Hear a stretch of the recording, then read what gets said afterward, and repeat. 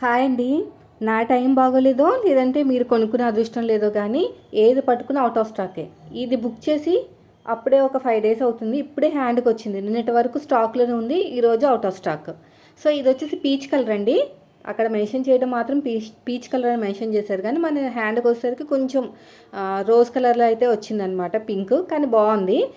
Cloth wise చూస్తే మాత్రం perfect. నేను ఆల్రెడీ దీన్ని ఇలాంటి సేమ్ టాప్ గురించి అయితే నేను ఆల్రెడీ చేశాను, కావాలంటే అది కూడా చూపిస్తాను మీకు.